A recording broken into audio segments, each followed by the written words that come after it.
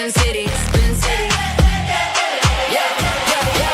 Spin City on the screen, set the wheels on 10. Breaking news, panels, working, then he does it again. The bass in the morning, the debauchery at night. He steps in loud, then he bend back right. Rip it, watch the chat explode. One more take, then he takes the road. He takes the road.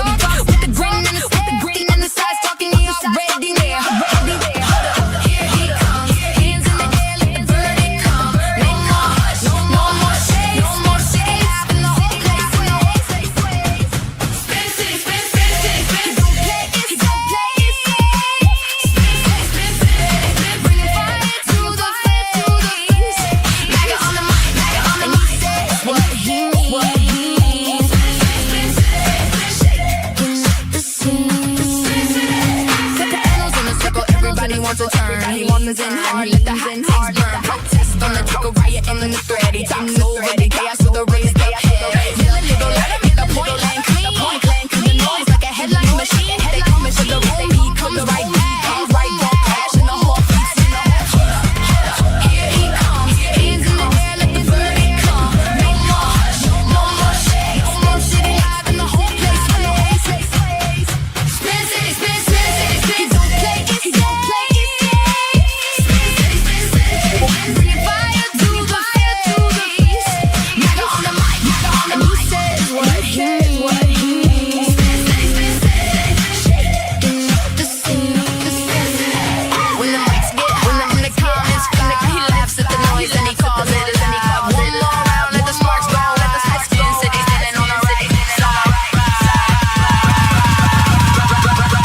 Spin City, Spin City, he don't play it safe. Bringing fire to the face.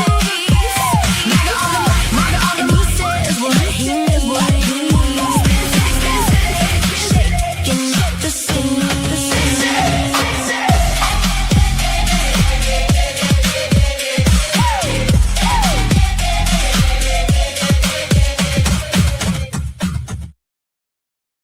The New York Giants, Jackson Dart.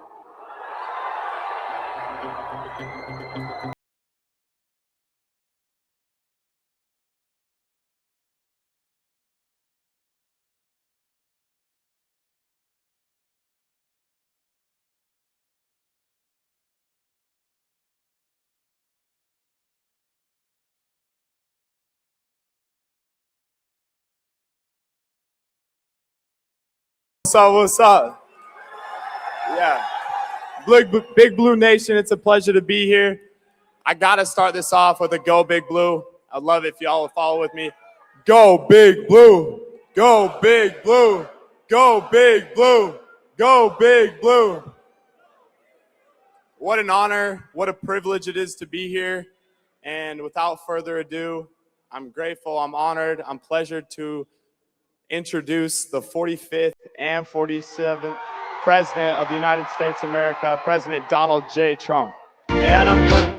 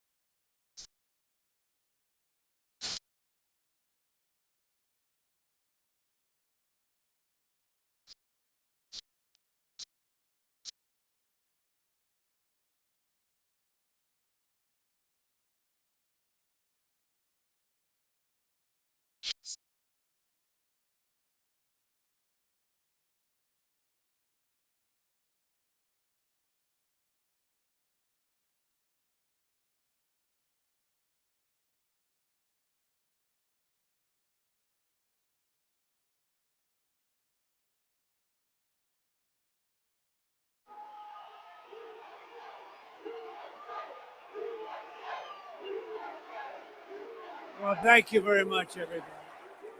Thank you very much. They said the weather was going to hold us back. No weather's holding us back. We wouldn't have missed this. This is great. And I want to thank Jackson Dart. This is going to be a future Hall of Famer in my book. Thank you. Thank you, Jackson. Great. Right. A lot of talent.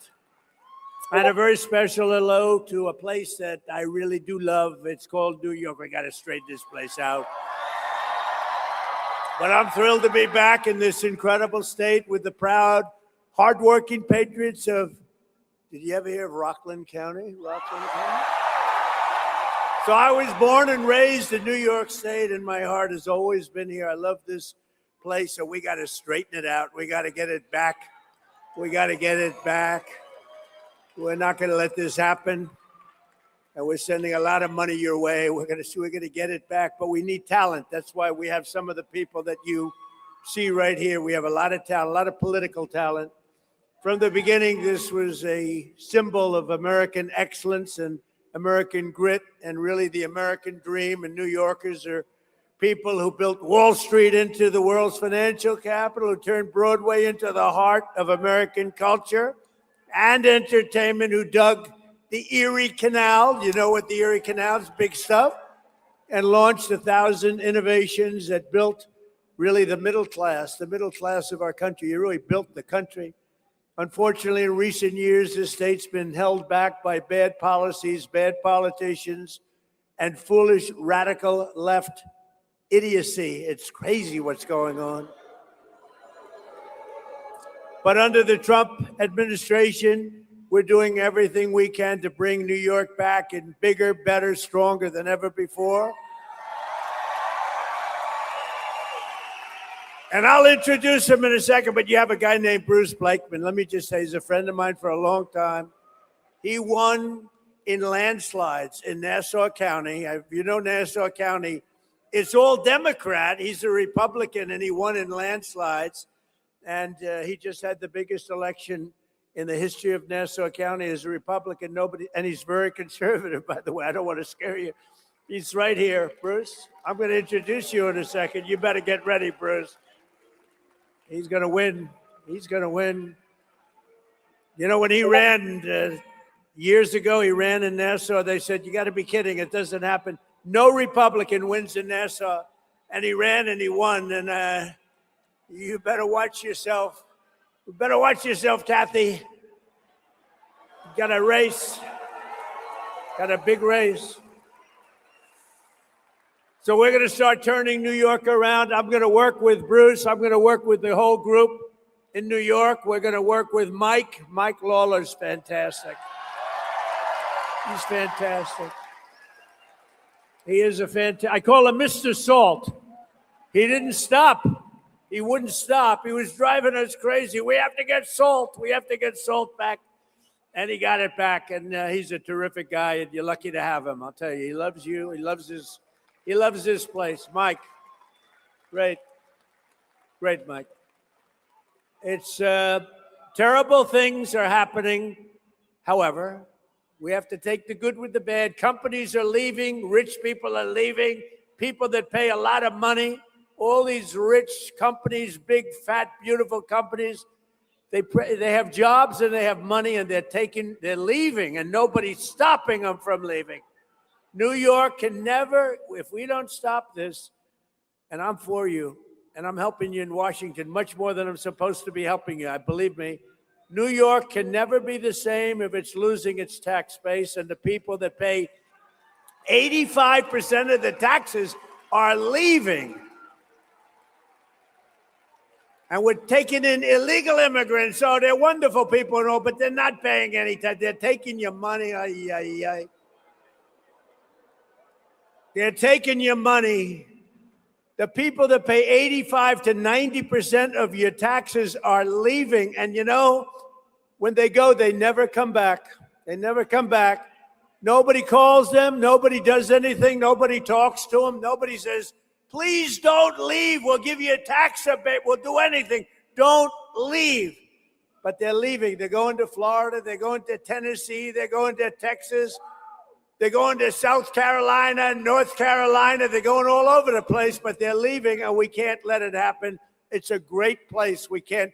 Bruce will stop it. Mike will stop it. They're all going to stop it. They'll bring them back. On top of that, the streets are dirty. The crime is out of control. We have a family here that's so incredible. Really, two families. We have somebody else. We're giving them the Presidential Medal of Freedom, something we've never done for this reason, but the mother is here of a great young man, and we're going to give him a very special honor. The illegal aliens are all over the place. The people are getting shot left and right. The elections are rigged. They don't have voter ID. They don't have proof of citizenship. Think of it. We want to get the Save America Act passed now.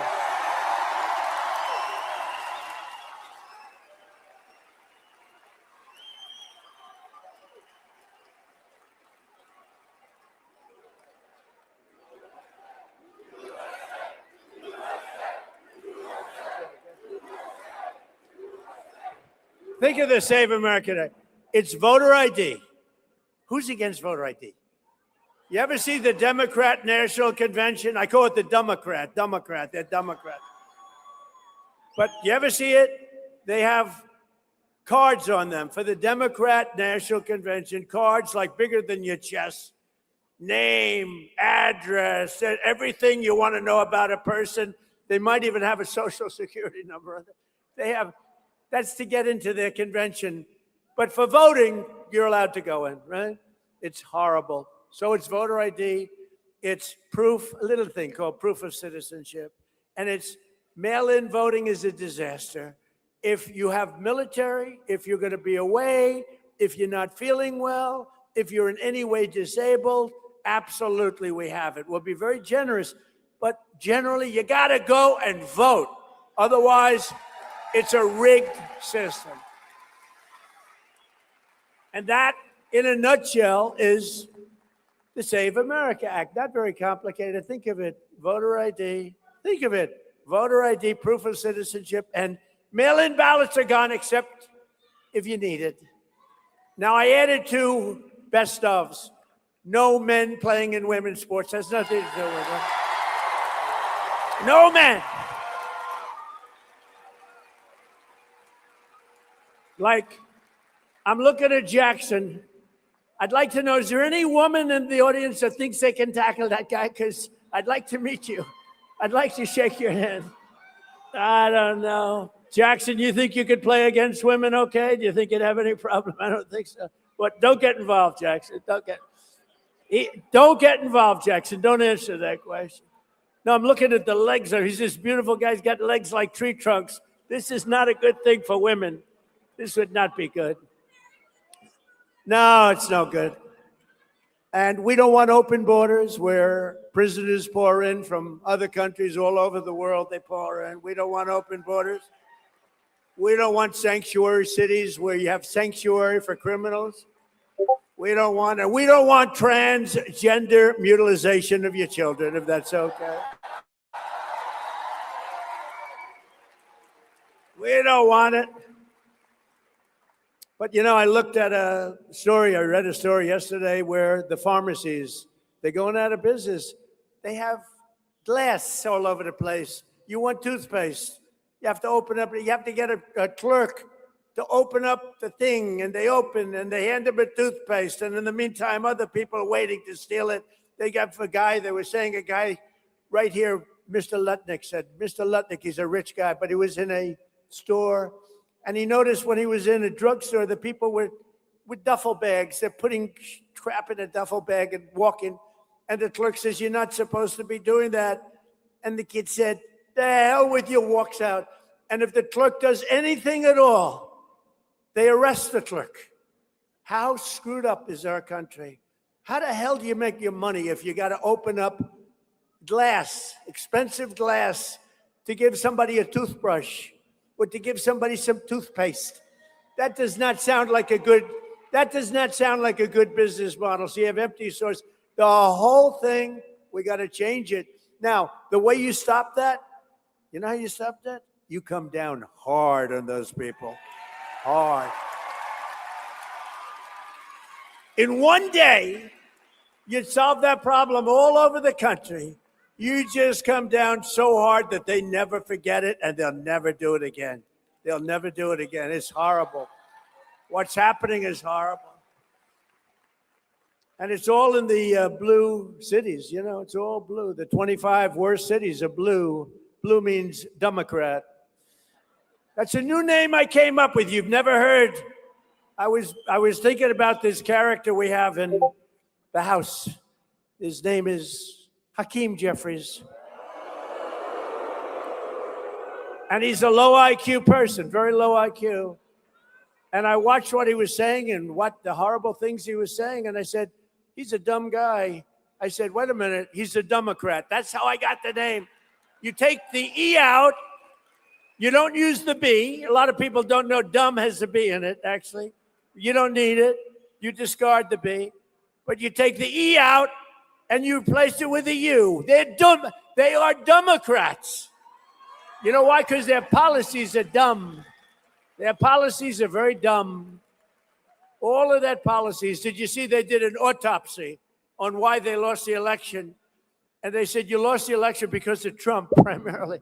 But other than Trump, you lost the election because you had crappy candidates and you had bad policy and they didn't know how to speak properly and they weren't smart people and various other reasons.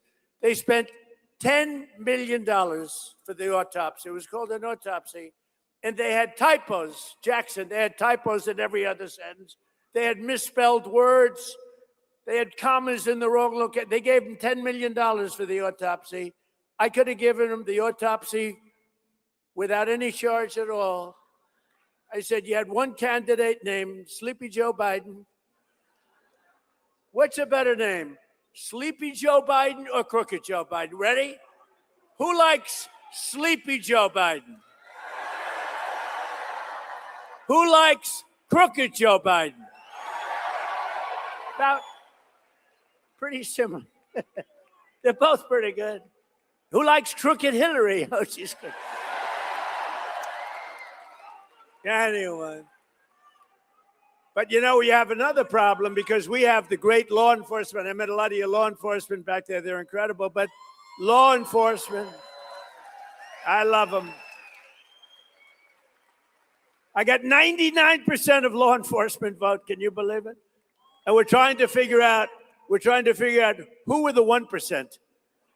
We want to figure out who the hell were the 1%. Who would vote for Kamala? Who would vote for Sleepy Joe? But even the police are leaving. They're going to Florida, Tennessee, Texas. They're going all over the place where they put them, really, where they give them respect. The respect, they have our respect. They have everybody in this room's respect. But it's this radical turnaround, and we better do it fast because we're not going to have a New York left, and we got to have New York left. And you really can. Guys like Mike Lawler, guys like Bruce Blakeman, you put them in, they'll turn it around. Bruce will go down to Florida and he'll talk to all those companies that are leaving. You'll get them to come back. He's going to get them back. It's not easy. It's a lot easier to stop them from leaving, don't you think, Bruce? So, but it's a campaign that I promised that I would cut taxes. I had a big, beautiful campaign. We won in a landslide. We won every swing state. We won by millions of votes. We won the Electoral College in a fortune, but we had another thing that we won. 86% of the counties in America. Think of it. That's why the map is all red except for 2 blue stripes. And those were rigged, by the way. They were rigged. They were rigged. We had rigged elections. But I cut your taxes and cut the taxes on workers, families, small business who are the soul of this state. And I made special promises that I would save you thousands of dollars a year by restoring, and we did that, your state and local tax deductions. And what did we save? Your SALT deduction. We brought it back. Mr. Salt. Mr. Salt. Where's your hat, Mike? He's got a hat calling himself Mr. Salt. There it is. Beautiful. I think I'll take one of them. But he didn't stop. This guy was a pain in the ass. It was terrible. He didn't stop. But he did. You're lucky to have him in this community, that I can tell you. And you had some good help from Republicans, right? Good help from Republicans. But with the help of your great congressman, it's what happened. We got your taxes cut, not only from the standpoint of SALT, but your taxes were cut, your take-home pay is soared, and all of the other things that we did. When you look at what we've done, and my motto was promises made, promises kept. And here in Rockland County, the typical owner, your typical homeowner loses over $15,000 each year alone because of your state taxes. They're going to cut your state taxes in half, and more than half. They will do things that you won't believe. And the bottom line is the state itself will make more money than it made before. I did it. I cut tremendous amounts of taxes in my first term. We had the greatest, most successful economy in history. And by the way, we're blowing it away in this term. So today, an amazing thing happened. They said it couldn't happen for 4 years. An amazing thing. The Dow Jones hit 50,702. And the S&P is way over 7,000. So these were two things that they said he won't be able to do. When I first got elected, they said he won't be able to do that. There's no way he's going to be able to do that in his first term, which is my first term of numerous terms. By the way, we're a 3-term president. We just don't want the results. We won 3 times, but we only want the results of the first and the third. I know.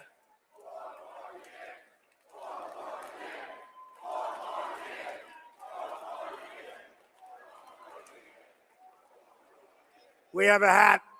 The hat says 4 more years. It drives the radical left lunatics crazy. But we did all of the different things, and we've saved you from $10,000 to $40,000 a year, the people in Rockland. On average, over 1 million New Yorkers claimed the deduction this year. You're able to write off nearly $22,000 on average, putting thousands of dollars back in your pockets. And these are all Republican tax cuts. The Democrats voted against every one of these tax cuts, every one. They voted, as an example, in favor of open borders. They voted against the border. They voted against the wall. They voted against the sanity of when we talk about men playing in women's sports. I'll tell you how ridiculous it is. That's why I love having Jackson, because it's so easy. I just say, how would you like to play against him? But we have even better, Jackson. We have a weightlifter. He was a failed male weightlifter, and then he decided to transition to the other side. And they had a major contest, an Olympic tryout, and they had a young woman who was really good. She was one of the greatest ever. And she could lift 204 pounds over her head. And the record stood for 17 years, Jackson, 17 years. And she was going to break the record. It was a big record, but she was going to break it. And they took 1/8 of an ounce, and they put it on one side. And they took 1/8 of an ounce, and they put it on the other side. And her parents were right where you are. You beautiful parents, right? Oh, you parents, yes. Even if you weren't, I'll say you are. Not her. Good job you did. Good job, Mom. And they had this beautiful young weightlifter, female, real female. This was a real female. So she had 1/8 of an ounce, 1/8 of an ounce. She had like 208 pounds, and she was going to do it, and her parents were so proud. Her father knew she couldn't do it, but the mother thought she would. That's typical mother. The father was sort of not so sure. He loved his daughter, but he wasn't sure. And she bent over, and she lifted that sucker, and she pulled it up, and she was getting close.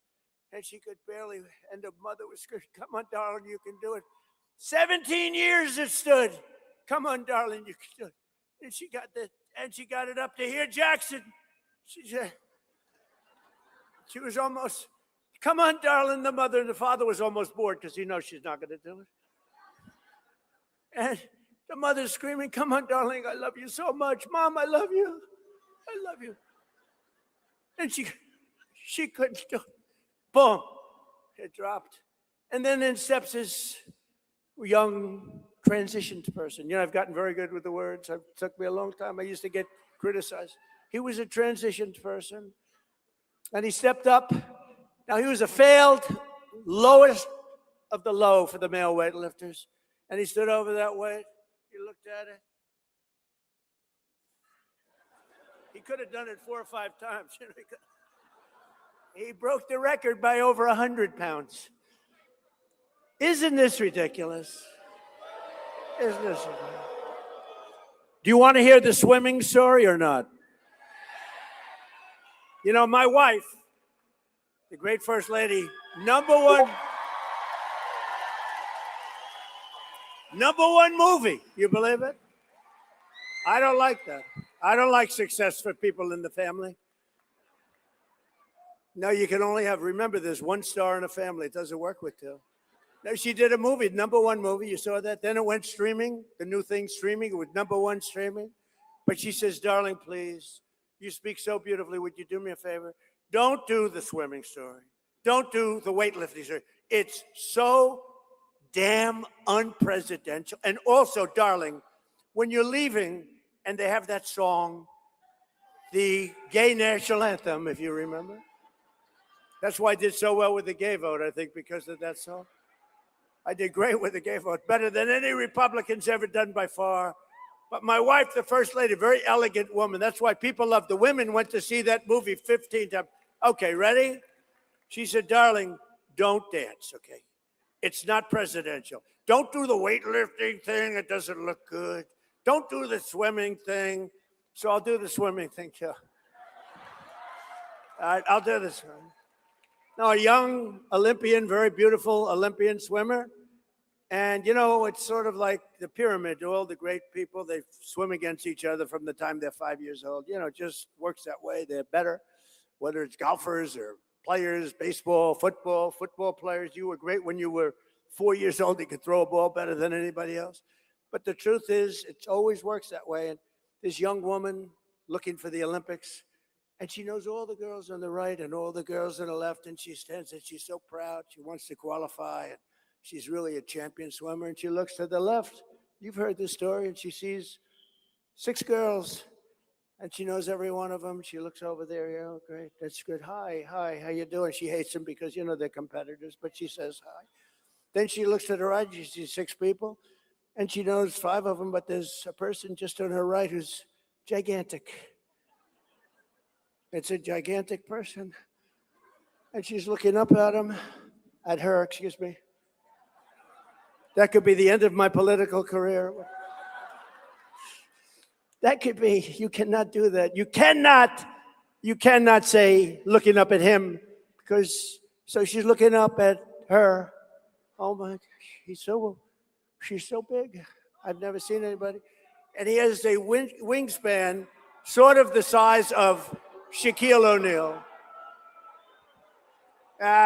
Go home to mom. Go home to mom. Go home to mom.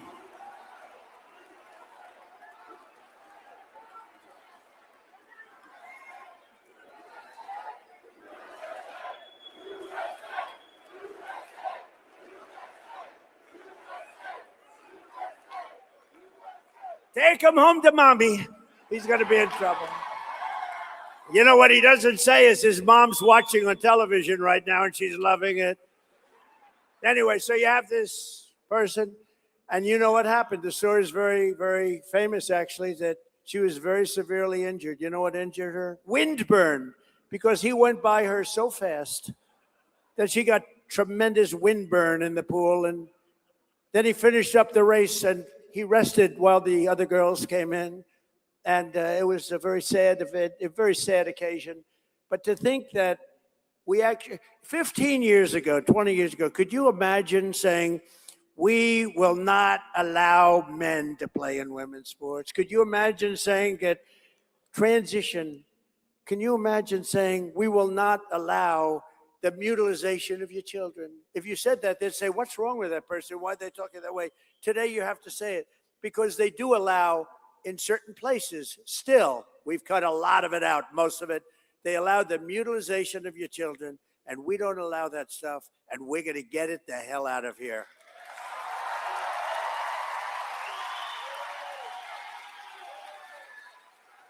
Whatever happened to that guy? It's so quick. I don't know. I tell people, please don't do it. It's dangerous. To do it in this crowd is not a good thing. You don't want to do it in Trump crowds. I've had very little. Do you remember originally? I used to have a lot of that. You know, the first couple of months, I'd have people screaming, and they learned it's just not a good thing to do. It's not good. It's sort of dangerous. And of course, I like things that aren't dangerous. I don't like to see people get whacked.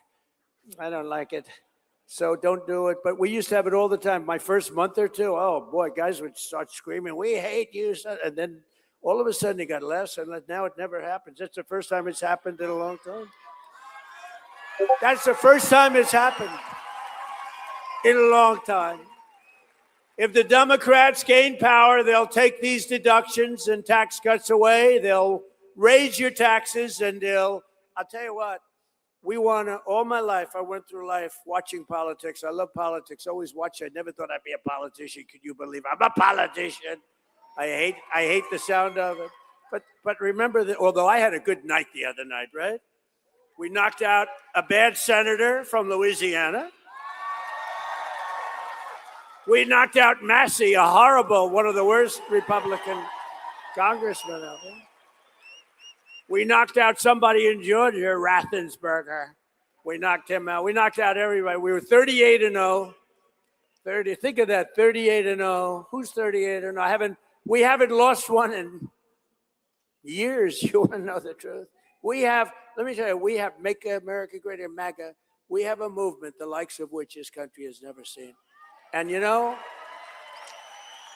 it's a movement based on common sense. It's not that it's conservative maybe, but it's a movement based on common sense. We want strong borders, we want good education, we want low taxes, we want a strong military. How good is our military, right?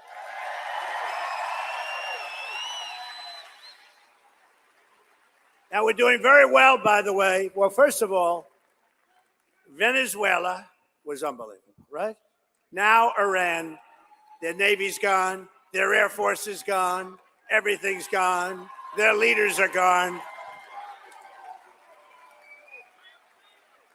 And if you read the fake news, you'd think they're doing just fine. They're not doing just fine. They want to settle so badly. We have the greatest military. I just got back from China, President Xi, good man. And I'll get killed for saying that. They'll say, oh, he called President Xi a good man. Well, we had an amazing time, but even he had to say, your military is unbelievable. This is the head of China. I built the greatest military in my first 4 years, and I didn't know I was going to be using it this much, but we're using it. And there's nobody like our equipment. There's nobody like the stuff we produce, but most importantly, there's nobody like our military men and women. There's nobody. But all my life I've watched politicians, and until this last 8 or 9 years, they have Trump derangement syndrome. They're all screwed up. Their wires are all mixed up, the Democrats. And they always used to say that we will lower everybody, Republican, Democrat, we will lower your taxes. We're going to lower your taxes. Now they don't do that. They say we will raise your taxes. The Democrats, they want to raise your taxes. Never forget, not a single Democrat in Congress voted to raise the SALT deduction. Mike Lawler and all of his friends sitting up here fought them, and they voted against it. And by voting against the great, big, beautiful bill, one of the greatest pieces of legislation, probably the biggest ever passed, because we put everything in 4 years. That was my idea. I said, let's add everything, because these people are crazy. We might not get another chance at it. We added everything into that. That's 4 years worth of legislation. That's why we call it the great, big, beautiful bill. No tax on tips, no tax on overtime, no tax on Social Security for the seniors. The Democrats voted for open borders. They voted for open borders. And if they get in, you're going to have open borders again. You're going to have millions of people coming in. They voted for men in women's sports. They voted against the largest ever investment in school choice. Everybody wants school choice. And they voted against making interest payments on your auto loans tax deductible. That's what you have if it's made in America. So, we have another little disturbance back there. Hello. Hello, everybody. That's okay. It's already cleared up. What are you doing back there to these people? Boy, does that get cleared up fast. The guy raises his hand, starts screaming something, and within about 2 seconds, it's over. What happened to him? Don't hurt him. Don't hurt him. Don't hurt him. I do that for legal reasons. This way I can say. That's a great thing to say. Do not hurt him under any circumstances. And now I can say I'm innocent. They voted against the Trump accounts, which provide automatic contributions of $1,000 for every newborn child. So they end up being quite wealthy. And our record tax cuts are projected to raise incomes for New Yorkers by over $8,000, Mike, on average. We're going to boost household take-home pay for you, the people in the room, over $12,000 and protect more than 405,000 New York jobs. And we got to protect the jobs. We can't let that happen. I just say it again and again and again. You can't let these companies go. It's easy to say, oh, we don't like the companies. They're the ones that supply you with the money and the jobs and everything else. You got to cherish those companies, whether you like them or not. You got to. Last month, the IRS issued the largest average tax refunds to New Yorkers in New York history. Think of it. You got back the biggest refund that you've ever had. And that's all over the country, by the way. But I was with the King of Saudi Arabia 2 years ago, and he's investing over $2 trillion here. We have $18 trillion coming in. But he said, and you might have heard it just a short time ago, he said, Mr. President, it's amazing.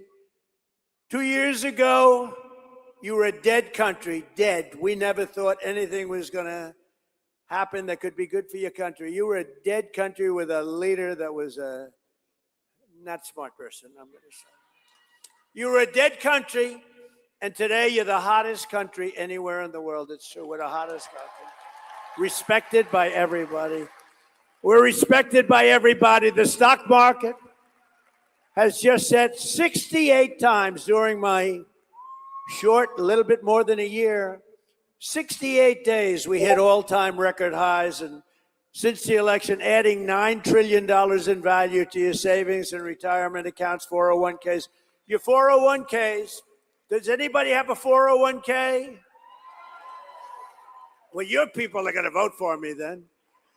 There's no way. Will anybody with a 401k vote against Trump? Thank you. It's always risky to ask that question. Sometimes it's yes, you're right. It could be a very dangerous way. But since I took office, the typical 401k is up more than $30,000. And I've created 300,000 jobs in the last 2 months, smashing all expectations. Remember this, right now, more people are working in the United States than at any time ever before, by far, by a big number. And in 16 months, we've lifted nearly 5 million Americans off of food stamps. 5 million. And thanks to my strong tariff policy, now I get into a lot of trouble with tariffs because you remember when I first came out, I love tariffs. And I said, I love tariffs. It's my favorite word in the whole dictionary. I love the word tariff. And the fake news, look at all of them back there. That's a lot of fake news. That's a lot of fake news. They're all over the place. They're all over. I got more fake news. You know, they hate me, but boy, do they cover me. But I said, my favorite word in the dictionary is tariff. And they got after me. They said, he's a horrible human being. What about family? What about God? What about religion? What about love? So now I say it's my 5th favorite word, and I get away. And I'm okay. But because of tariffs, we brought numbers into this country that know. In other words, if you make your product outside of the United States, to get it in here, you have to pay a big tariff. So what do? They build their factory in the United States. And that's what they're doing. That's what they're doing. And even New York, with your bad policies, we have people coming here. I'm trying to get them to come to New York. We've also cut our gaping trade deficit by, okay, if you cut a trade deficit by 1%, a half of a percent, you're a genius. I've cut it by 59%, 1 year. It's because of tariffs, because the money we're being made. Is that right, Mr. Lutnick? Secretary of Commerce is here. Looks good, looks handsome, reasonably. He doesn't look like Jackson. I'd rather look like Jackson. I'll take Jackson any day. Under our leadership, factory construction is up. New residential construction is way up. And consumer spending is way up. American companies are ordering core capital goods to expand their operations at the highest rate in the history of our country. And last year, General Motors announced a new manufacturing investment of $1 billion in upstate New York to produce V8 engines, which they never would have done here. They were all made in Germany and other countries. Now they're making them here because if they don't, they have to pay a big penalty. And they're stamping them at my instruction, made in the USA. Made in the USA. We're bringing it back. Joe Bonney is building a $1.2 billion dairy plant in Rome, New York, the largest investment in the history of the company, big company. And Micron, boy, Micron's great. They're investing hundreds of millions. In fact, it'll be could be very close by the time they finish out, over $100 billion in Clay, New York. Anybody come from Clay? You will be there when you go up and look for a job. My administration and our allies in Congress are also fighting every single day to lower the cost of living. So I got into office. I won the election in a landslide. And I have a news conference. Thank God. I mean, not to brag, but if I didn't win the election, we were dead. The welfare was tripling and the business was leaving, and the $18 trillion would have been 18 trillion to the negative instead of the positive. We would have been a dead country. We would have been finished. It's true. We ended Joe Biden's insane electric vehicle mandate. That's where they wanted everybody to buy an electric car. And as I told Elon, I love electric cars, but Elon, it's not for everybody. You know, if we would build the charging booths, right, it would cost the country $4 trillion. No country could afford that. $4 trillion. You ever get an electric car and you shouldn't get nervous because, you know, your thing is down a little bit? Friends of mine tell me the story, it's down a little bit, getting close. And you're looking, what about a charging station? You know, this is an hour before it runs out. Where's the charger? And then you see it. It's a sign. And it says charging station, an arrow pointing to the right, 92 miles. And you limp in if you make it at all. No, we love electric cars. I have to say that because of Elon, but I love electric cars. They're lovely, lovely vehicles. But I said, not everybody wants to have an electric car. And I ended that whole nonsense. By 2030, you're going to all have electric cars? I don't think so. How about California? They have electric cars. They don't have enough electricity to turn on your air conditioners. They have brownouts, and now everybody's going to have an electric car. That's one of the worst governors in the country, by the way, that guy. But he took himself, did you hear he announced he's taken himself out of the race? He called himself a dumb person. He got very low board scores. Everything he's done is tough, and he can't read a speech. He can't read a speech. So I don't read too many speeches either. I'd be better off if I did. But he can't read a speech, but he called himself a dumb person. And when you do that, I say it ends. But a friend of mine, very good at politics, say, don't worry, people forget about it. I don't know. I don't think you can forget. I thought it was the worst. He did this during an interview. I thought it was the worst interview by a professional politician in the history of our country. Because Gavin, I think, is when he says he's stupid. He said he's stupid. But remember? But he said he's smarter than the people in the room. And then he got sued for being a racist. Okay? And I guess he probably is a racist. But he said he was a stupid person. You'll never hear me call myself I'm the smartest guy you're ever going to meet. And don't you want to have a smart person as president? Yeah. You want to have a smart person. In fact, I took the cognitive test. I'm the only one. You know, they called me originally, they said, he's brilliant. He wants to take over the entire country. Then they said, no. He wants the world. He doesn't want the country. That's why he's in Iran. That's why he's in, hey, by the way, how did we do in Venezuela? Not bad. That's why he's in. You know, we've taken out so much oil in Venezuela, we paid for the cost of the war about 25 times over. When did you hear that last? You know, it's a one-way street. But no, the doctor, I said, doctor, let me ask you a question.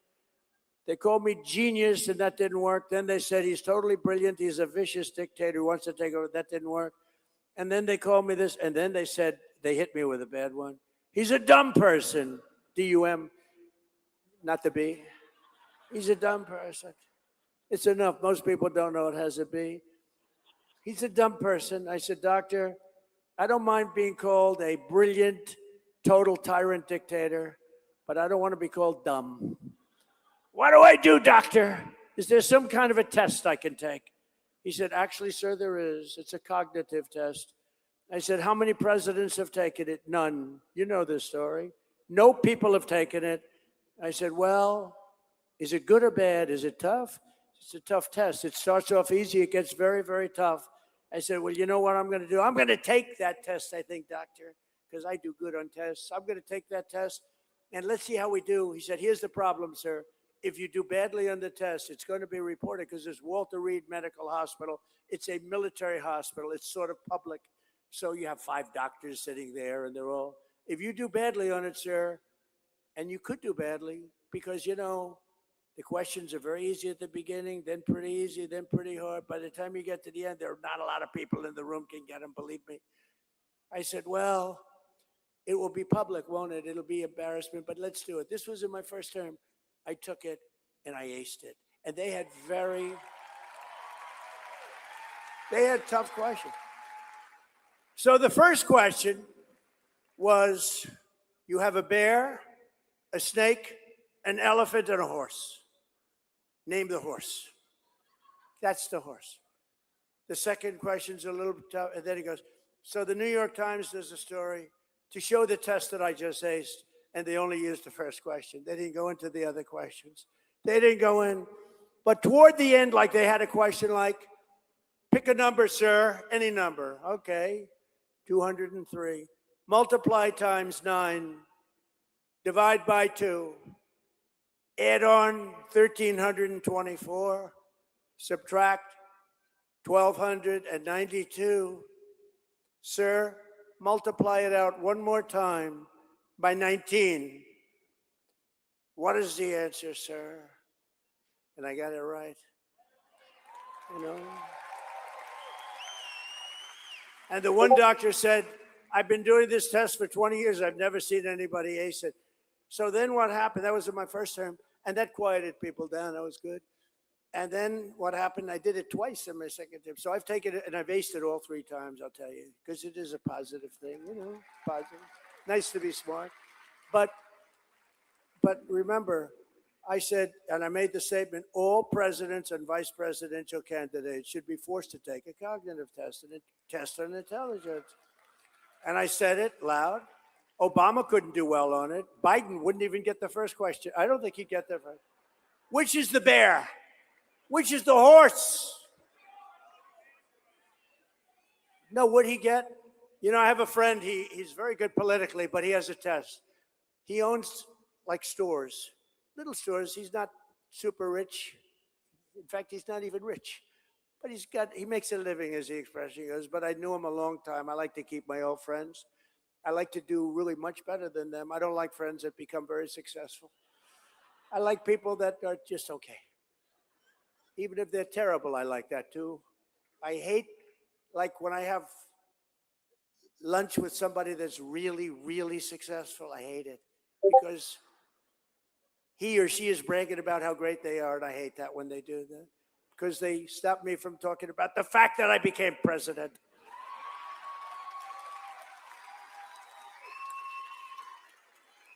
But I have a friend, and he said, I have a simple test for a politician. I own stores. I'm really good at it. It's not a complex business. And I say, how would a president do running my store while I'm away on vacation? He said, I take one store, not 3 or 4. And I say, my busiest one, Queens Boulevard, Queens. He said, I take a store, and I say, how would he be? And I said, so what's the answer? He said, you would drive it into one of the largest retail empires in the world. Biden wouldn't be able to run the store for one evening. One evening it would be a disaster. He said, I give people tests. I put people in my store. I say, how do you think they do? And he said, Biden wouldn't be able to run a store. We can never let that happen again to our country. We can never let it happen again. What he's done to our country is unacceptable. And a lot of bad things. We had inflation, but we've got that down. By the way, the oil prices are going to tumble as soon as I finish up with Iran. Tumble. Boom. I was in Iowa. We had it down to $1.85 a gallon in Iowa, but we had it down around the $2 point. And then I said, well, Lutnick, we're going to have to take a trip to, we got Scott Bessent, we got all of them. I said, we just hit 50,000 on the Dow. And I said, that's a record, highest ever. I said, sorry to do this to you, but we're going to have to journey down to the Middle East. They said, why? I said, because Iran is going to have a nuclear weapon if we don't stop them. And I said, we're going to have to do it. And we have stopped them. They're not going to ever have a nuclear weapon. They're never going to have a nuclear weapon. And we'll have that over with soon. It'll be over with soon. And you're going to see numbers like you've never seen, both on the upside and also in terms of costs. You're going to see costs go down. But, the Democrats are the ones that caused all the costs. And they were the ones that caused. When I took over, the prices were through the roof. I told you before, the inflation was the highest ever. The costs were high. And think of it, they'd constantly come out, the cost. They would constantly come out with the word affordability. I said, they're the ones that caused the problem. I'm in the office 2 days. They are the greatest bullshit artists, ready? I'm in the office 2 days. And the costs have gone through the roof under 4 years of Sleepy Joe or Crooked Joe or both, Biden, right? And I hear these Democrats from all over the place going, affordability. They're the ones that cost it. I didn't cost it. Remember the eggs? My first news conference, 2 or 3 days in, they said, what are you going to do? These people, these corrupt press, they're corrupt. They're corrupt. They know it. They're corrupt. They're totally corrupt. They were saying, what are you going to do about the cost of eggs? I said, what's the problem with eggs? They say they've gone up 4 times. I said, I just got here. Right? I just got here. They're the greatest bullshit artists, I'm telling you. They said, Trump has driven up the cost of eggs. I just got here, I'm sorry. And within 3 months, our great Secretary of Agriculture has driven them down to the lowest point they've been in a long time. We've got them all down. Now we'll get our energy down. The only thing that has your prices, look, energy is a big ball game. That's the big one. And we're going to get that down. It'll get down to where it was, maybe even get down lower. But we had it down to a number that was so good they hadn't seen it since my first term. But we terminated the green news scam, including the so-called efficiency rule on water heaters, stoves, washers, dryers, light bulbs, saving Americans on average $3,250. And yesterday we eliminated a truly awful Biden regulation on refrigerators and air conditioners that drove the costs of food even in grocery stores where they have freezers. It was called the refrigerant. And according to these lunatics, the refrigerant, which we've had for 40 years, is going to drive people into a state of frenzy. There's nothing wrong with the refrigerant other than sometimes it makes your food too cold. Its alternative costs about twice as much, and it doesn't cool your food at all. Everyone that has it practically has gone bankrupt because their food has rotted. So we ended the anti-refrigerant movement in this country. You will now be able to purchase an air conditioner that actually gives you cold air. It's nice, isn't it? And as you may know, here in New York, I'm fighting relentlessly to end the scourge of congestion pricing, where Kathy Hochul, I have to tell you this, though. She calls me up a lot, and she can check my phone records. It says Buffalo, New York. She calls me up a lot. I immediately know it's her, because I do have friends in Buffalo, but they haven't called me too much lately. It says Buffalo, and said, "Hi, Mr. President, it's Kathy. Hi, could you help me here? Could you help me there? And we're having a little problem getting this, and we're trying to get that. Could you give me a little hand?" I say, "Kathy, you're always killing me. Why the hell would I give you a hand?" "Well, I just thought I'd try." "Okay, thank you very much." And the next day she goes out, "We must stop Donald Trump." It's crazy. Trump derangement syndrome. She's a very, I don't want to say anything negative. She's a very nice one. But she is never going to take you to the promised land, ever. There will never be a promised land with Kathy. So we're also taking historic actions to make it easier to afford a home. And I signed an executive order banning large Wall Street investment firms from buying up all of the single-family homes all over the country. And I also directed Fannie Mae and Freddie Mac, and we happen to have the head of Fannie Mae, and where is Mr. Pulte? Right here, Pulte. He's done a great job, that guy. See, these people know you. You're becoming very famous. But he's done a good job. But I've instructed him to buy $200 billion in mortgage bonds, bringing interest rates plummeting down much lower than they would have normally been. And we're going to get the rates down. Rates are coming down with the energy. You watch what's going to happen. I had a rotten head of the Fed, and now I have a great head of the Fed today. Kevin Warsh. Kevin was just sworn in today. He's great. He's going to be great. And now Congress is on the cusp of passing the most important piece of housing legislation in a generation. But to be honest with you, housing is all about interest rates. I know more about housing than anybody in history. No president's ever done. I built a lot of housing, and they can pass all the bills they want. It's about interest rates. You get the interest rates down, everybody's going to be very, very happy. We're going to get it down very quickly. I support the bill that passed the House this week, Congressman Lawler's help now, and it's called the House and Senate. It's a House and Senate housing bill, and it's coming together, and hopefully they'll get it done. But I will say this, Mike, again, it's about interest rates. It's all about interest rates. We get the interest rates down, the housing, you're going to look like a genius. Perhaps most importantly, we've made tremendous strides to bring down the crushing cost of health care under my most favored nation agreement that nobody wants to write about. And it's the biggest because we went from the highest price in the entire world to the lowest price in the entire world. And I can't get the fake news to write about it. I think that alone should win the midterms. That alone should win them. It's called most favored nations. In other words, we pay the lowest price of any nation in the world. So we're right now paying many times higher. We're paying sometimes 10, 12 times higher than other nations, like the fat drug. $87 in London, $1,300 in New York City. And a friend of mine who's very fat called me. He said, President, he's crude as hell. He's crude and very smart, highly neurotic. We all know people like that, very smart, but highly neurotic. And he was in London, and he's a rich guy, made a lot of money, but he knows the cost of medicine that he takes, probably more than that he takes, this guy. He's begging me not to tell his name because he's actually become quite famous. I tell this story often. So he calls me up, he goes, President, he used to call me Donnie. Donnie. Now he calls me, Mr. President. He said, President, I'm in London. I just paid $87 for the fat drug. He said, it's a fat shot. I said, what is it, Ozempic? He said, I don't know what the hell it is. It's supposed to. I said, it's not working on you, Charles.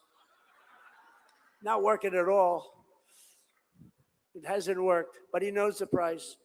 He goes, I paid $87, and in New York for 2 weeks ago, I bought the same damn thing for $1,300. And it really made an impression. I mean, look, I've been watching this for a long time. I was very proud to have reduced in my first term, third year. Drugs have always gone up for 28 years, and I got it to a point where it went down 1/8 of a point. And I was so proud of myself. I called a news conference. I said, ladies and gentlemen, I'd like to let you know that drugs have gone down in our country for the first time in 28 years. They've gone down by 1/8 of a point. I was so proud. Now they're down by 80%, 90%.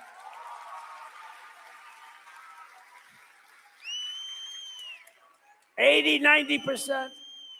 And the fake news doesn't want to write about it. And you could even say 400, 500, 600, or 700%, depending on the way you ask the question.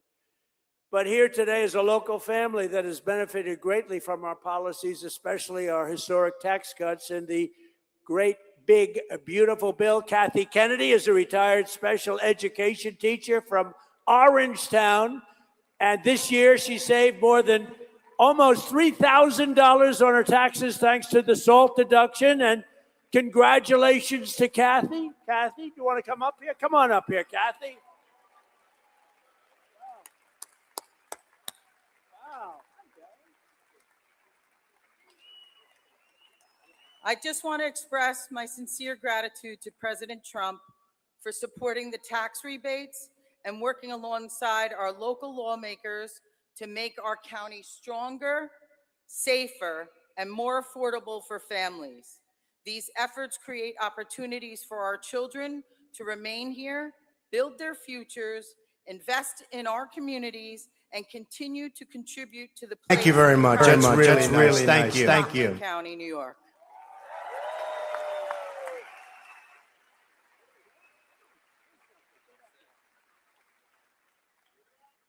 Good afternoon, everybody. I love seeing all the beautiful patriotism out there today. But Mr. President, we wanted to take a moment to sincerely thank you for the policies that you've put in place, and they're making a major difference for families like mine. Yeah.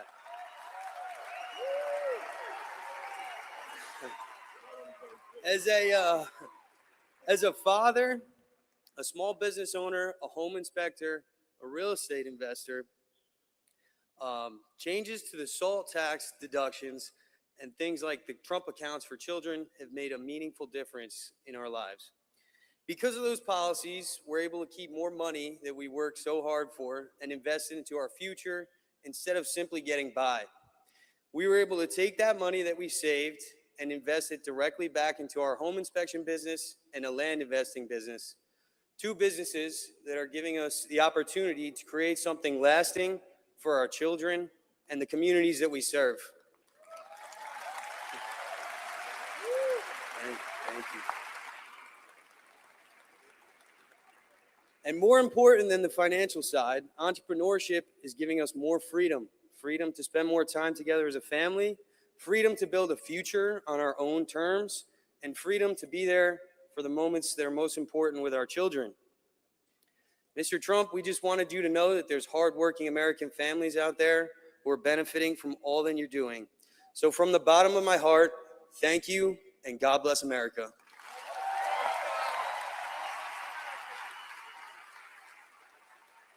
Thank you, everybody. Great job. Thank you.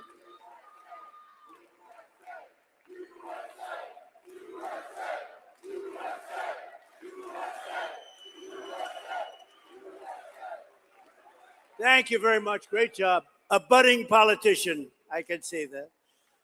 I also want to call up the man who fought so hard, harder than anybody else, for the SALT deduction. And he's really become a friend of mine. He's a warrior. He's a warrior, fights like hell.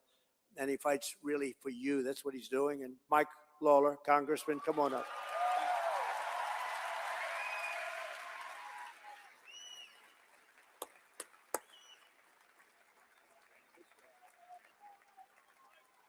Thank you, Mr. President.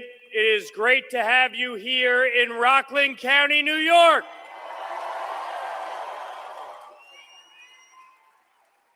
Now, Mr. President, you moved Rockland County further to the right than any county in New York in 2024, gaining 14 points and becoming the first Republican to win Rockland County as a presidential candidate in over 20 years.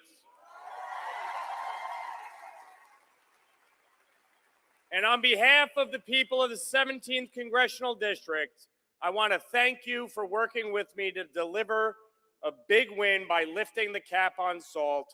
Over 90% of my constituents were able to fully deduct their state and local taxes, and I thank you for fulfilling that commitment.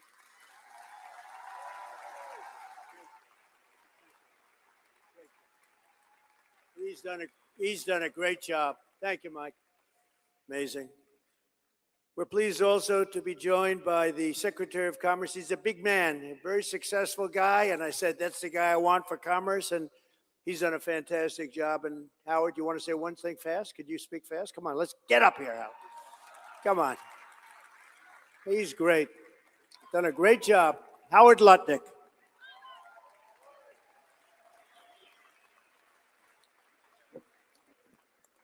My favorite number, $18 trillion. President Trump is bringing in more jobs, more investment, and more factories and more production than anybody ever dreamed. And it is an honor to be the Secretary of Commerce for the greatest president of all of our lifetimes, Donald Trump.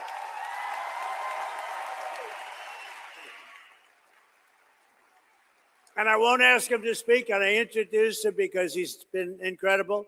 The Director of Federal Housing Finance Agency, Bill. Thank you very much, Bill Pulte. Along with some absolute warriors, State Assemblyman Mike LaPetrie. Mike, thank you. Thank you, Mike. Great job. Great job. State Senator Peter Oberacke. Peter, thank you, Peter. Great. Co-founder and CEO of Sticker Mule, Anthony Constantino, and County Executive. Wait a minute, Anthony first. Before I get to this County Executive, I got to give him. Where's Anthony? Hi, Anthony. Thank you. Good job. And the County Executive of Nassau County. Okay.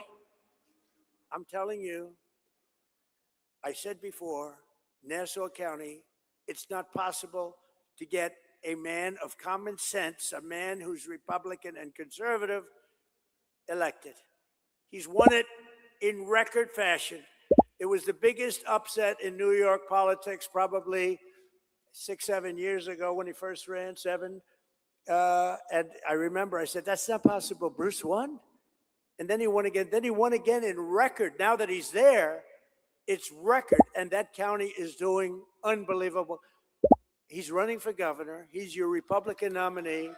He's your conservative nominee. He's your conservative nominee, and he is an unbelievable man, and he will turn this place around so fast. And I promise one thing, when he calls, the President of the United States will answer, and we're going to help him. Come on up here, Bruce. Come here. Bruce Blakeman, everybody. Bruce Blakeman.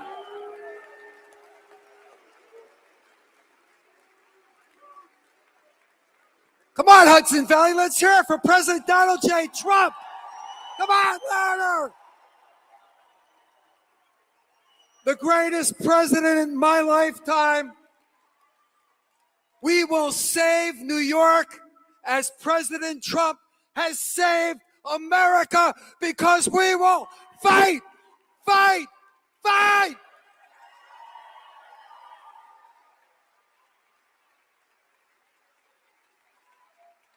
You watch what happens. So, and he really is. He's a special man, very talented person, a great executive. That's what you need. You have people that have no idea what's happening.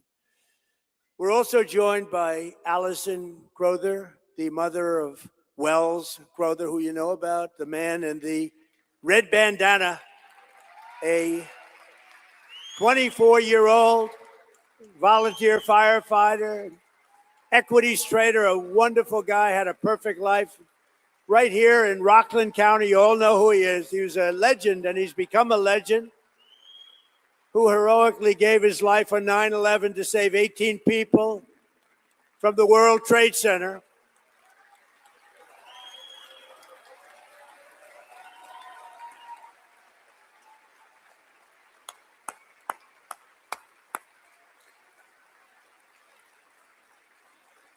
And I see his mother is here. And I'm pleased to tell his mother and everybody else, come on up here just for a second, that today, at the request of Bruce and Mike and some of the great political people we have, that we are approaching the 25th anniversary of September 11th, 2001, a dark day that will live in infamy. We are posthumously awarding Wells the Presidential Medal of Freedom, which is the highest award. It's the highest award outside of the Congressional Medal of Honor. And those are the two biggies, and Wells has one of them. And I just want to congratulate his great mother in doing a phenomenal job in raising that young man. Boy, what bravery, saved those people and became a legend in a sense. Nobody else would have done what he did. So he is going to be getting the Presidential Medal of Freedom. Thank you.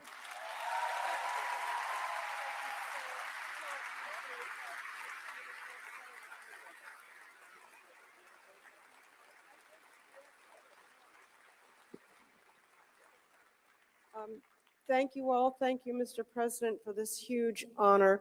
I want to thank Rachel Ducci, who's in the audience here, who started this whole process, and of course, Mike Lawler, who has been a huge support in moving it forward.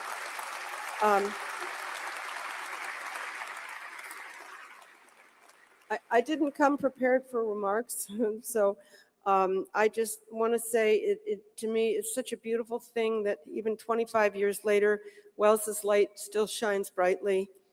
I travel, thank you. Thank you.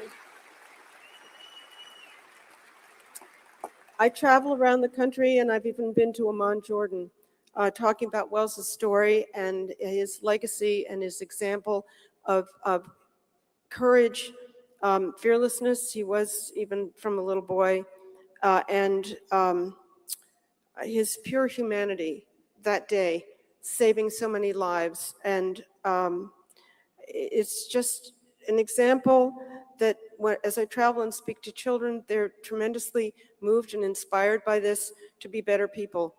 And I see this over and over. It's a beautiful thing. So thank you. Thank you.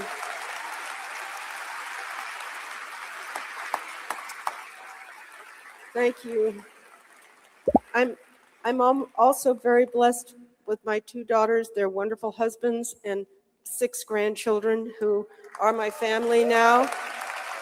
They can stand up. Oh, they're right over there. So I guess I just realized early on that I couldn't pick up a weapon and go fight the bad guys myself, but the weapon I had was to work to bring good into the world. And that's what I continue to try to do every day. And I'm blessed that we were able to learn Wells's story, which was actually Memorial Weekend of 2002, when we finally uncovered the story, thanks to the New York Times. So thank you, Mr. President. We are truly blessed and so honored to remember Wells this way.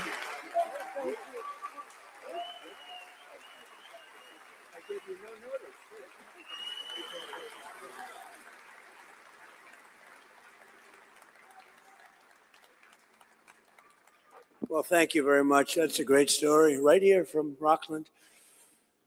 They grow them heroic here, don't they? Yeah, we know that. And we're also truly honored to be joined by some of the very special people, the family of Sheridan Gorman. You know Sheridan, and her father is a great friend of one of my people, Dan Scavino, who's done very well. He's become quite known in the world of politics. Dan is great, but his father's a friend of Dan, so it affects us maybe a little more than it would normally, but it was terrible 2 months ago. This beautiful, beautiful 18-year-old college student from Yorktown, New York, right across the Hudson River was walking in a park in Chicago when she was gunned down by an illegal alien monster in cold blood. Nobody knows even why this happened. This savage animal who stole Sheridan's life entered illegally from Venezuela and was released into our country by crooked Joe Biden and that whole Biden administration of thieves and criminals. He was then arrested and released again by Democrat Governor J.B. Pritzker, a terrible governor, has no idea what's going on in the sanctuary city of Chicago. Sanctuary cities protect criminals. They're a sanctuary for criminals, not for people like you, like us. To Sheridan's mother, Jessica, her father, Thomas, and her sister, Madeline, her cousin, Lila, we grieve this terrible loss, and our prayers are with you. And I'd like you to meet this family. This family is amazing. And the reason I do that, it just hit the strings. It was this incredible, beautiful girl to be so savagely hurt, ultimately killed. And so could I ask your parents and sister, cousin to come up, please?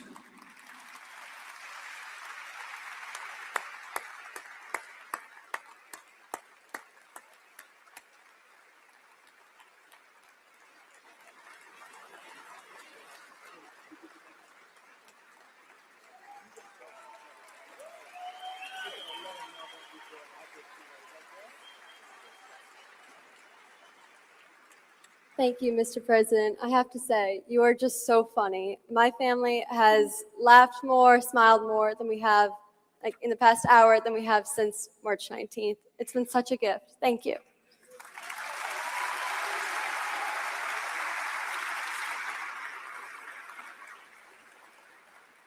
Hi, sorry, we prepared some words. But first, I just want to thank President Trump and Michael Lawler and all of the legislators that believe and protect and are champions for our American children.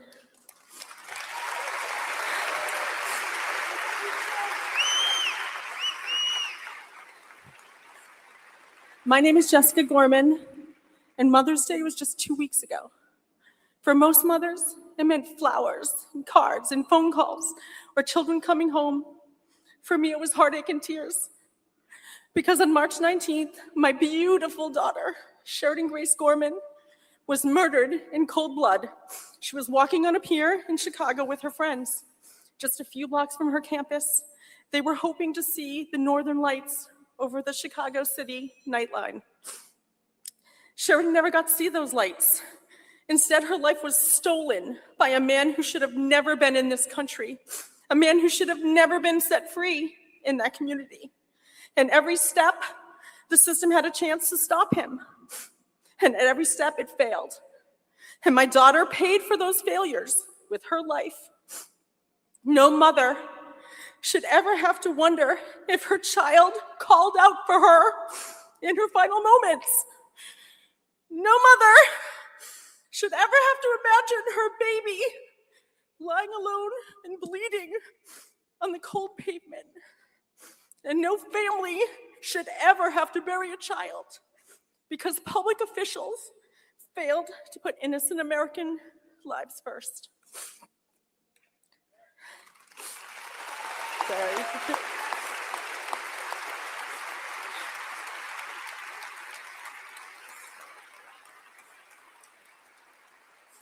To the mothers of New York, to the mothers of Chicago, Rockland County, and our own beloved Westchester County, and all across this nation who have reached out, who've cried with us and prayed for us and stood with us.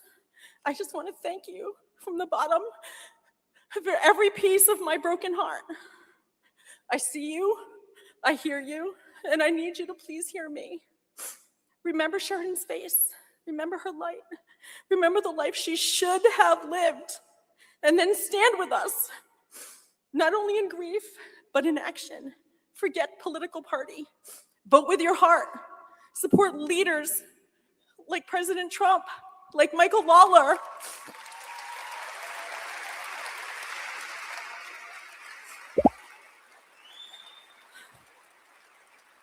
Please, please support leaders and policies that protect your child and mine.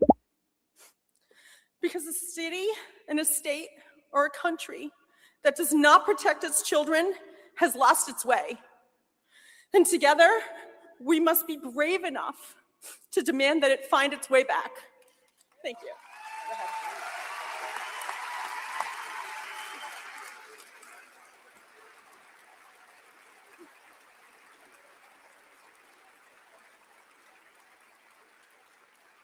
My name is Tom Gorman.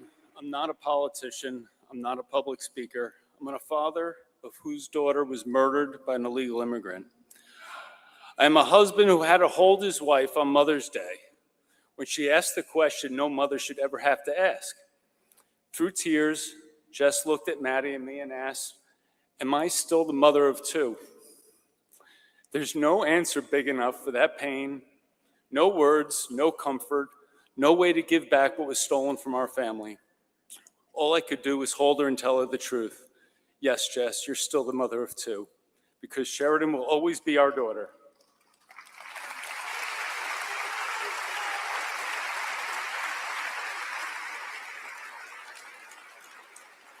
No mother should ever have to ask that question, and no father should ever have to answer it.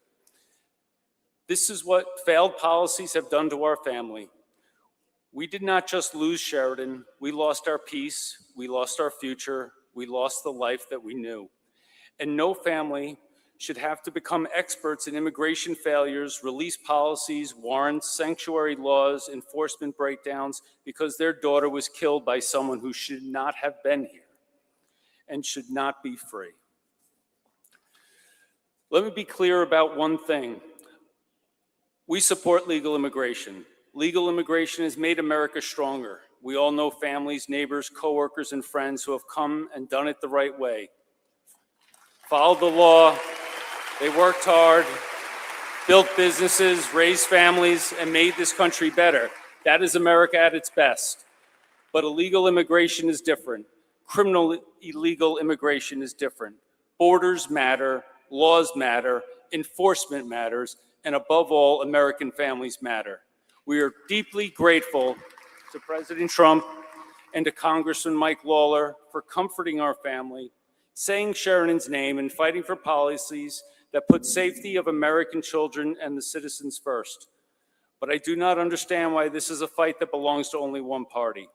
Protecting our people is not politics. It is the first responsibility of government.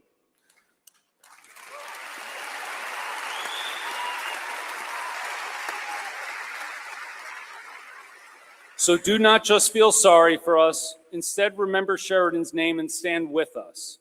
Demand that leaders who enforce our laws, secure our borders, cooperate with law enforcement, and put innocent American families first. Sheridan should have come home, and because she did not, we will spend the rest of our lives fighting so that someone else's daughter can. Parents out there, give your kids a big hug. Tell them how much you love them. Thank you very much.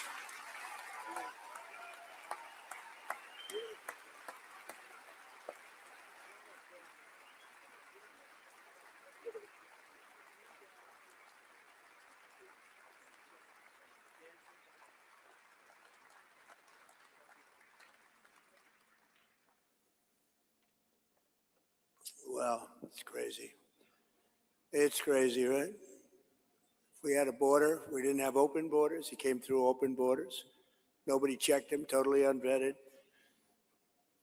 Terrible person, an animal. Should have never happened. Just yesterday, New York State passed a budget packed with provisions to obstruct federal immigration enforcement and keep this a deadly sanctuary state. Just passed yesterday. It's hard to believe. So, Bruce, hopefully you'll get that unpassed very quickly. It's terrible. As we speak, the radical left Democrats in the House and Senate are blocking passage of legislation to ban sanctuary jurisdictions. We want to have that banned. We don't want them. They bring in criminals of the worst type, murderers, drug dealers, prisoners escaped from foreign prisons, put in our country by foreign countries because they don't want them. But with your support and Congressman Lawler and Bruce, you're going to do fantastic. You're going to be the next governor, I'm telling you. No, who's going to take this? Bruce Blackburn. We'll stop fighting for Sheridan's. We're going to be fighting for Sheridan's memory. We're going to be fighting. You just can't forget it. I looked at it, I said, such a beautiful young kid. I saw it in the papers, front page of every paper. How do you explain that to parents? How do you explain it to anybody? And we'll abolish deadly sanctuary cities in New York and across the nation once and for all. We're getting rid of a lot of them. And we now have the strongest border in the history of our country by far, the strongest.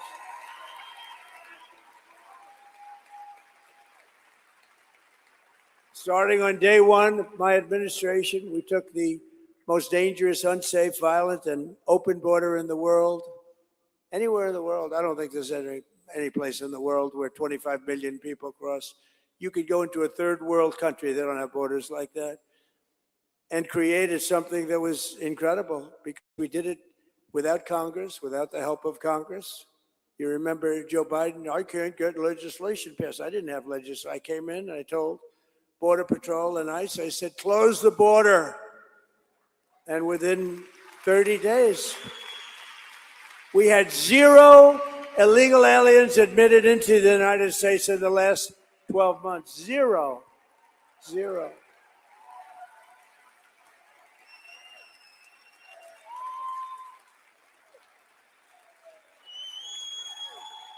Thank you. Thank you, everybody. Incredible people. You people built this country. Remember that. You built it, nobody else.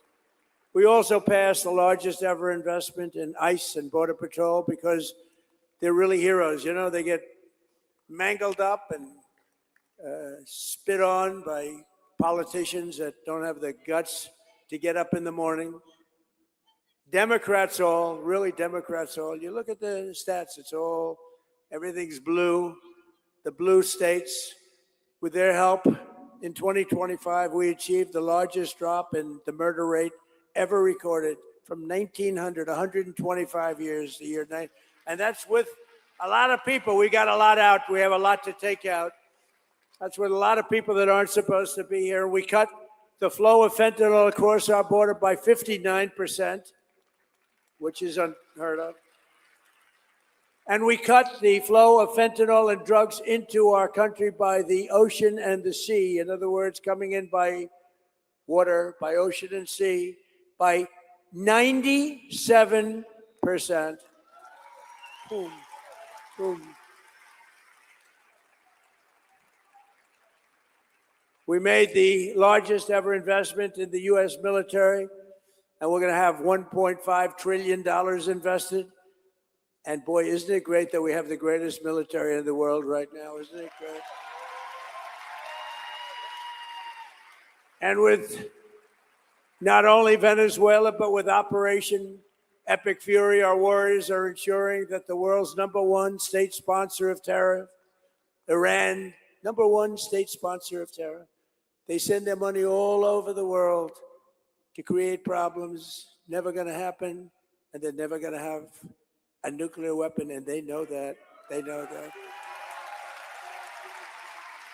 And America is winning again. America is respected again, perhaps like never before, but we're just getting started. With the help of our Republican majorities in Congress, we will crush violent crime. We will impose harsh new penalties for dangerous repeat offenders.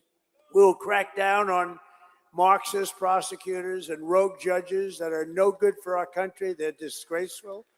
And we will end no cash bail. This is where it began.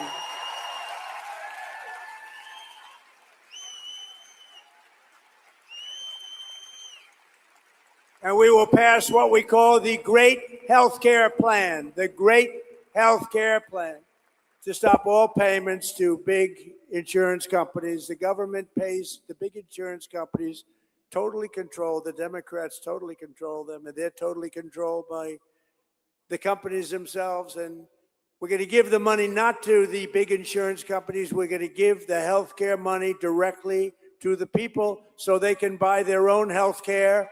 They can make sure that they get better. You'll get far better health care than you have right now because the Unaffordable Care Act, that's called Obamacare. The Unaffordable Care Act is terrible. It's always been terrible.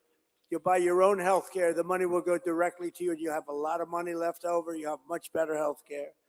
And we'll stop the radical left's rampant looting of your taxpayers' dollars, and we'll win the war on fraud. And you see that? It's led by our great Vice President, J.D. Vance. You see what's going on? It's looking good. You see what's going on out there? All those good-looking guys up there, they're out there, and they're out there. What they're doing is fantastic. They've caught so much fraud. They're in Minnesota. They're in California. They're going to be everywhere. And JD and the group are doing a fantastic job. We're finding billions and billions of dollars of fraud, medical fraud. Dr. Oz is doing phenomenally well. Dr. Oz. Bobby. We love Bobby. And we will always protect our Second Amendment. We will defend religious liberty. We will support our police. We will pass the Save America Act to protect our sacred American election. And all voters must show voter ID. All voters must provide proof of citizenship. And there will be no more mail-in ballot scams, especially in places just like this where it's so rampant. Except for illness, disability, military deployment, or travel. We'll be very generous in that regard, but we have to stop it. There's no country in the world that has mail-in ballots like we do. No country in the world. You know why? Because it's inherently corrupt. And we will also enshrine in permanent law no men in women's sports and no transgender surgery for our children. And together with the help of patriots throughout New York State, New York, and right here, I love this place, and all across our land and all across our country, we will make America powerful again. We're respected again like never before. We will make America wealthy again. We're right on our way to doing that. We will make America healthy again. You know what that's all about? Maha. We will make America strong again. We will make America proud again.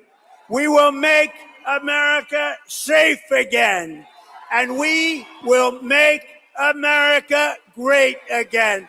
Thank you very much. Thank you. Get out and vote in the midterm. Thank you. Thank you, Mike and Bruce. Thank you very much.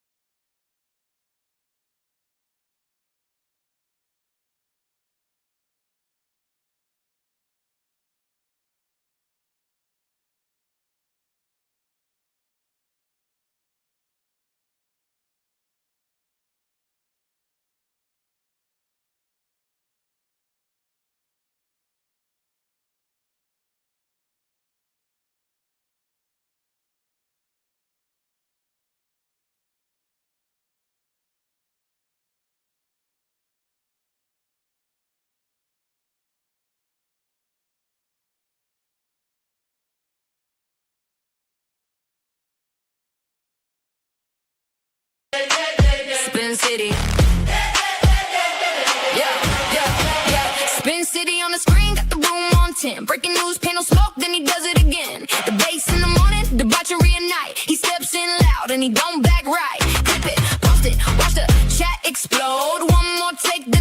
the road. He talks that talk with a grin and a stare. The other side's talking, he already there. Hold up, here he comes. Hands in the air, let the verdict come. No more hush, no more shade. Spin City live and the whole place sways. Spin City, he don't play it safe. Spin City, bringing fire to the face. MAGA on the mic, and he says what he means. Spin City, shaking up the scene. Panels in a circle, everybody wants a turn. He leans in hard, let the hot takes burn. Protest on the ticker, riot in the thread. He talks over the chaos with a raised up head. Yell a little louder, make the point land clean. Cut through the noise like a headline machine. If they come for the room, he comes right back. One more clash and the whole beat snaps. Hold up, here he comes. Hands in the air, let the verdict come. No more hush, no more shade. Spin City live and the whole place sways. Spin City, he don't play it safe. Spin City, bringing fire to the face. MAGA on the mic, and he says what he means. Spin City, shaking up the scene.